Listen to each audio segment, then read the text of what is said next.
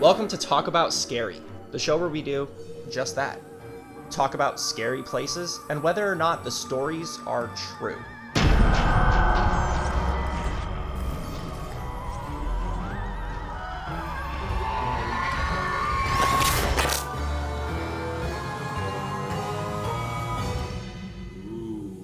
Everybody loves a good ghost story, right? I know I do. I do too. And what better place to start with than a haunted hotel? Hotels are naturally creepy. I mean, most hotels have been around for years, decades, maybe even 100 years at this point. So they have a lot of history. A lot of people have stayed in them. And let's talk about the Monte Vista Hotel, located in Flagstaff, Arizona. Hold on. Before we get any further, I didn't know you were going to talk about this one. I have a pretty cool story about this when we're finished, if you want to talk about it. Oh, have you been there? Pretty insane. Yeah, you can say that. But I'll wait till the end. But I hear you guys. Sure.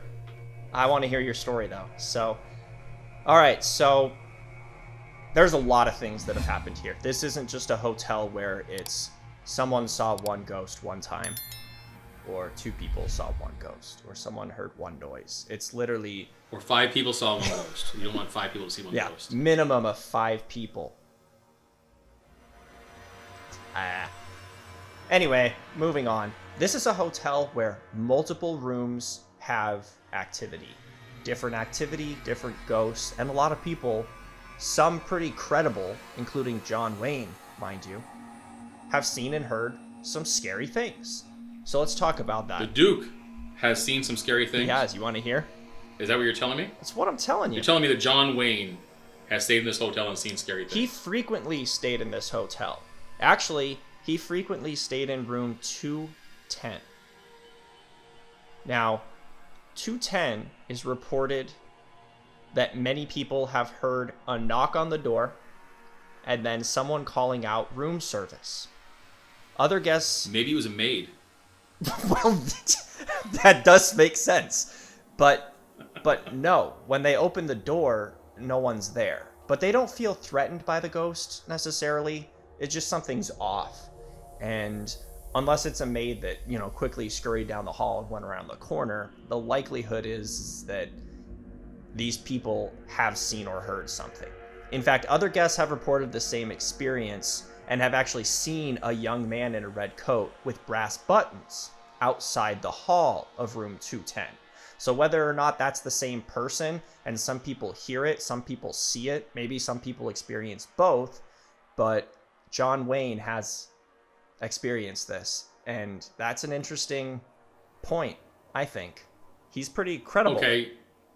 Yeah, but I gotta pause this for a second. I got 2 questions for you. One, what is John Wayne doing in Flagstaff? It doesn't make a lot of sense that he's there. Are you sure that's actually a factual thing? It is. John Wayne actually spent a lot of time in Flagstaff because a lot of movies have been filmed in Arizona, especially really Old West movies. Correct, yeah. Oh, geez Louise. And my next question for you. Okay, I'll suspend disbelief on the John Wayne thing. But why does... Whenever you see someone who's dead, it's always in period clothing, they see a bellboy with brass buttons and everything. Like he didn't have an extra life, like he wasn't like outside with his girl walking around once in a while. He was always in bellboy attire.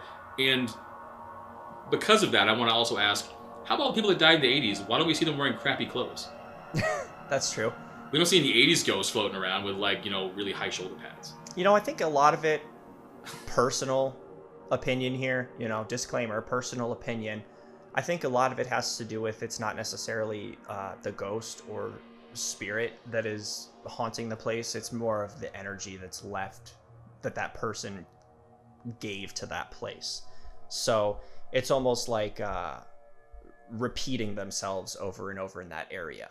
In fact, it could be possible that energy from that person could be haunting somewhere else too. So let me get to another example where it kind of makes sense for what I'm trying to say. Okay. Same example with we're doing the hotel still? Yeah, we're still on the hotel. Okay. So There's a little boy that is said to wander the halls of the hotel as if he's speaking with his mother. So people have seen him like go around corners, and they've heard him as if he's speaking with someone. And like I said, many people claim that it's probably his mother. And a lot of guests and staff have seen a couple in formal dresswear, laughing and dancing in the cocktail lounge. And that kind of makes it sound like they're almost reliving a happier moment in their life. Or maybe they were there at one point, both have passed on, and their energy is just still in that place. Maybe the place is prone to having energy. I mean, like, I don't think my house is haunted necessarily. There's not really a whole lot of energy there. But in a place like a hotel or a cemetery where it's just seen a lot of foot traffic from people, and so many different people have come and gone and lived lives there, that's sort of my interpretation of why you might see a couple ballroom dancing in a cocktail lounge. Okay, kind of like the Haunted Mansion at Disney. Exactly, yeah. There's a ride. Nice, There's a ride. nice. If you want to ride the Monte Vista ride, they renamed it to the Haunted Mansion at Disneyland. Check it out. Nice, nice. I actually have a haunted room in my house. It's the bathroom. Oh, yeah? Phantom poops? Yeah, I hear growling and groaning coming out of there all the time. I don't know what it is. Oh, jeez. Okay, so the mom and the kid, right? Yeah. So, again, I'm going to say this one more time. I actually have a story that I think sounds pretty similar to what I experienced. I'm not going to talk about it yet. I'm going to let you keep talking. Sure. But I do want to hear it, though. Yeah. So I'll try to make some of these notes quick so that we can get to your story. Sure, I don't believe you, but let's give it a shot. You don't believe me? All right. All right. How about room 305? Guests have reported seeing a rocking chair rock by itself. Yeah. Do you believe that? It's the wind. The wind? No. A rocking chairs are built to rock. I don't believe any of that. Like, people always say, I'm sorry, you can make a rocking chair rock just by the wind blowing, I think, personally. I don't know. Okay, all right. There's more to the room, though. I just stopped because I wanted to hear what you said about that one thing. How about people have also heard knocking coming from the closet in that room? Legend has it that an elderly woman who was a longtime renter once lived in the room and would sit by the window for hours on end. And people walking by the room's window have reported seeing a woman rocking in the chair. And oftentimes the maids that we talked about earlier report finding the chair moved to a different place from where they left it. What do you got? I don't know. The wind? It seems like a lot of fishtails. The wind? Listen, everybody, someone can move a chair from a place to place. What if someone's vacuuming or sweeping and they move the chair? That's totally so normal. you think they're just like taking the broom and like bashing the chair from corner to corner and then leaving they're like, it moved. I mean, I got a rocking chair in my house. I vacuum once in a while and I sweep. I might have moved my rocking chair around a little bit. What about the fact that the woman was there? You don't think the two are tied? I mean, maybe if... Well, does it have to be a ghost woman? Couldn't it just be a regular woman in a rocking chair? I don't know. That seems a little bit thin to me. Like, I would more believe the Duke than people walking by and seeing a woman in a rocking chair. All right. How about the room right next door? 306, because it could also be 304, but this is 306 for those taking notes. Definitely not 304.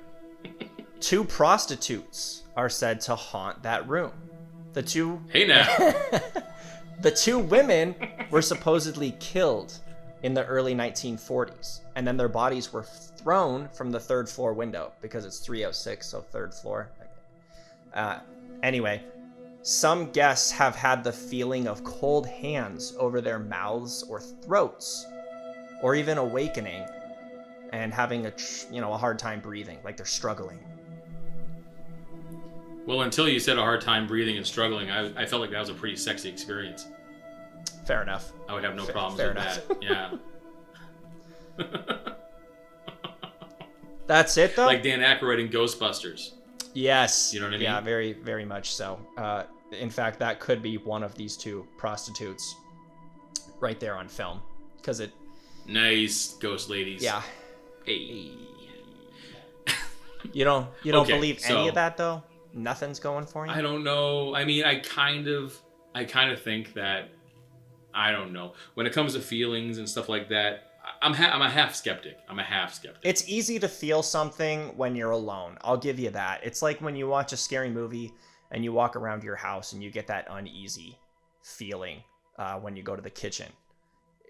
You wouldn't have that if you just got done watching a comedy movie, Ghostbusters, for example. You know, it's just, I think a lot of it is in your head. I'll give you that.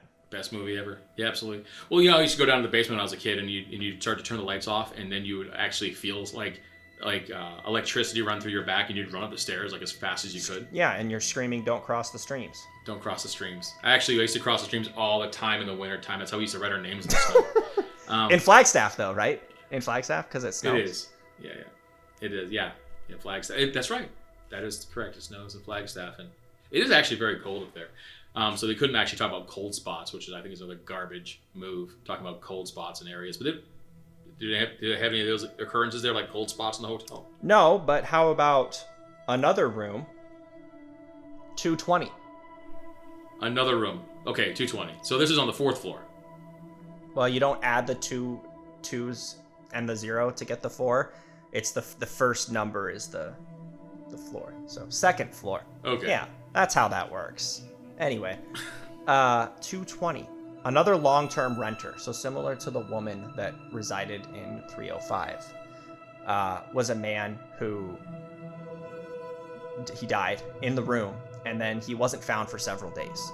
And then a maintenance man actually reported finding the TV turned on at full volume, and the bed sheets were like ripped to shreds. And to this day, guests still report the TV turning on by itself, and some strange feelings and cold stuff that we've already talked about and you don't believe. But it does seem to kind of be a recurring theme in the hotel. So again, maybe it goes back to the whole energy thing of it just, you feel it, and maybe people are feeling it because something is off or wrong, just in the whole area. Okay. But the TV, though, I mean, remote control, I mean, maybe it's like a gimmick. Do you know what I mean? I feel like some of the haunted hotels I've gone to explore in our line of work that I think that a lot of times it's just really gimmicky. So I think sometimes they have them hooked up to like a remote control or something like that where they turn it off and on the TVs. There's a lot of hotels in the state that I feel like have that same experience. Like the televisions turn on by themselves, and I'm like, I don't know about that one. But when they turn on, you know, why does it turn on to full volume? Or how about the bed sheets? Why would they be ripped? I don't think TVs turn on and then the bed sheets just rip for fun. Yeah, okay, I'll give you the bed sheets. That's pretty creepy. I'm pretty sure the guy was like a butcher too. Maybe the two go hand in hand, cleaver and cleaver. Talk about scary. That is the name of the show. But I got one more big one for you. Okay. How about this? Well, make it good. In 1970, 3 men robbed a bank nearby the hotel. All right, get behind this one. Little cowboys and cowboys and robbers. Afterwards, Trying to be PC here. They went to the bar at the hotel to get a drink, and one of the men was shot and killed. And it's very common now for people that go to the bar, including management that works there, to hear things in the morning when they go in. They'll hear someone saying good morning or hello pretty much every morning, very, very frequently. And then there's also reports of bar stools and drinks that seem to move on their own. So how about a robbery gone wrong turned ghost story? Well, if nothing else, I think someone dying in that room and getting shot and dying in that room, that is pretty scary. And I would like to sit in the stool he was. I wonder if they have the same stool still. That'd be cool. Sit in that probably stool. not, because he bled to death while enjoying his last drink, so it's probably stained. Unless it was a red stool, and they just were like, it's cool, fresh coat of paint. But otherwise... Or like heavily lacquered. Yeah, but otherwise I feel like they probably, tossed it. That's too bad. But how about I've been there. How about I've the been to anonymous that bar. voice? The anonymous voice. Have you heard it? You've been to the bar? Have you heard it? No, I've not heard a voice. I actually was there at night, so I didn't hear the voice. I've actually been to this place, and I've been in that bar before. Oh yeah. Did you see anything out of the norm? I didn't. Well. You said you had a story. Okay, Let's hear so. it. All right. Well, it's So I just want to make this clear. I do not believe in ghosts. I don't believe in the supernatural. Not He really. believes. Nah, not really. Well, I've explored. I've tried to believe. I want to believe. But I've explored and been called to, I don't know, dozens of places. I'm gonna say dozens of places to investigate their hotels or to stay the night. And I do, and they always have. A lot of them have similar stories. TVs turning on and off, knocking and scratching at the door, stuff like that. I've never experienced any of that stuff, but I will say, maybe it was about 15 years ago. My wife and I like to travel around Arizona, and we went to Flagstaff. It was in the winter. I missed the snow, so we went. We had a bunch of drinks across from this hotel at a bar, and we decided we were too intoxicated to drive any further. We went across the street and got a room at this hotel, the Hotel Monte Vista, and it was under renovation. So we're Well, good decision not to drink ringing, and drive. Credit where credit is due, Adam. Good job. I would have to haunt my car in the same clothes I was wearing 15 years ago, which were garbage clothes. So I'm glad I didn't have it. So, okay. So we go into the hotel room and, not the hotel room. We go into the lobby and no one's there. And there's a little, ringer. So I ring the bell a few times and someone comes up and they say, hey, they talk to us and they're like, most of our rooms are under renovation. We pay like $70 to get a room. And it's one of the only rooms they have available. So we take it. And, we don't know anything about the hotel at all. We're both zonkered. We're just trashed. And my wife goes to lay down and go to sleep. And I start to lock the doors. There's 3 locks, right? There's a chain lock, and there's a spring lock, and there's a deadbolt. I want to make sure you get this. There's a chain lock on the top, a spring bolt in the middle, and a deadbolt, like a heavy old deadbolt. So this door's with no not spring. opening. No. Okay, so you get where I'm going.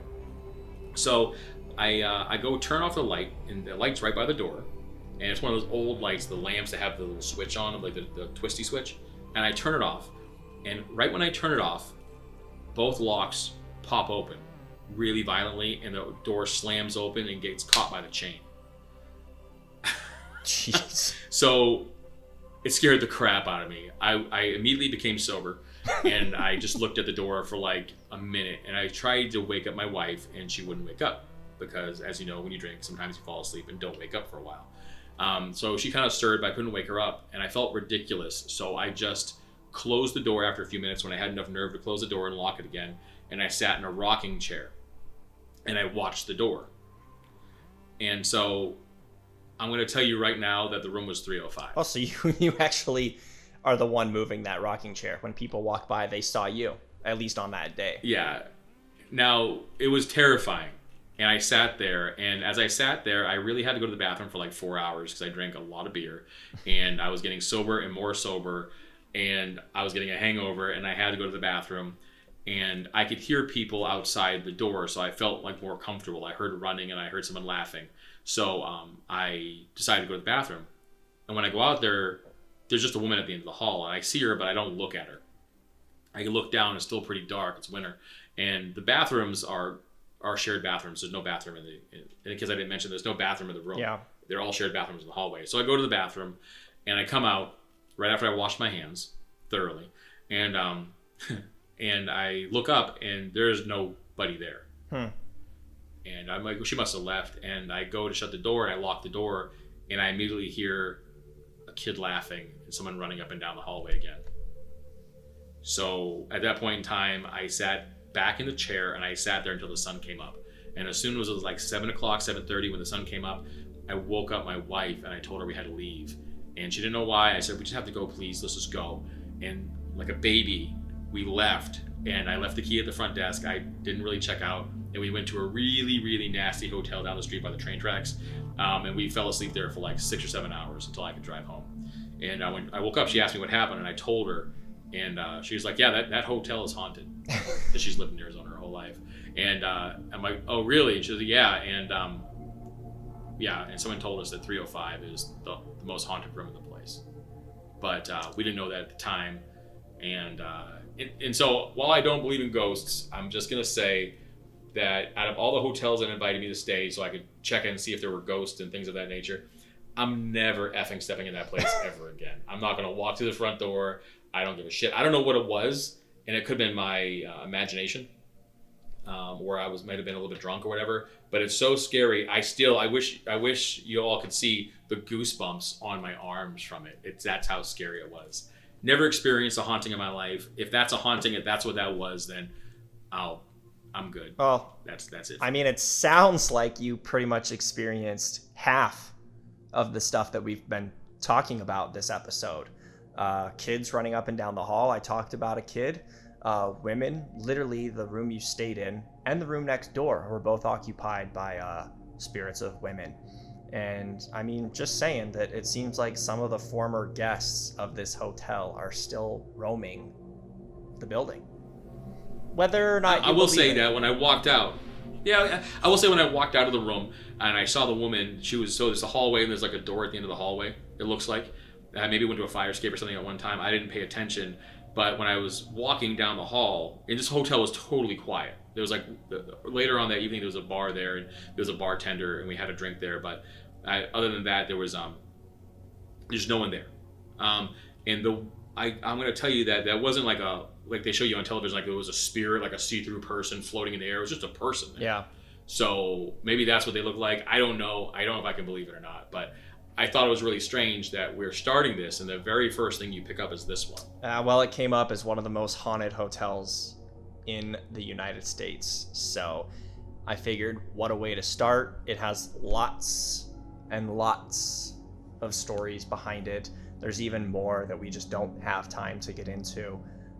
But several rooms. It's not just, like I said, it's not just one room where people have seen lots of different things. There's lots of different stories from different decades, from the 40s to the 70s to even more modern, where things are happening and you can stay on different floors and even not in a room, just the bar like we talked about. So I don't know. I haven't been there to see it. Adam, you've been there. You seem skeptical, but if I were you in that situation and I had been through some of the things that you just said, I wouldn't want to go back either. I would probably say that it's haunted and it'd be fun to experience it, but I don't want to provoke. I won't step back in there, I'll tell you that much. So. You can go. I'll wait outside. I'll go to the bar. It kind of sounds like the outside isn't any better than the inside. I mean, unless you're going to wait in the street. I'll wait in the street. I'm not going to go inside ever. It is probably good to note, in case anybody who wants to go explore this place, the address. You have an address for it? Should I look it up? I do. Got it right here. It looks like it's 100 North San Francisco Street, Flagstaff, Arizona. There you go. So if you guys want to check them out, maybe get a hotel room and see if you can experience anything there, we'd love to hear from you. See, maybe we have a shared experience. Let's see. I'm looking up on my laptop here, and they've got a number, a toll-free number.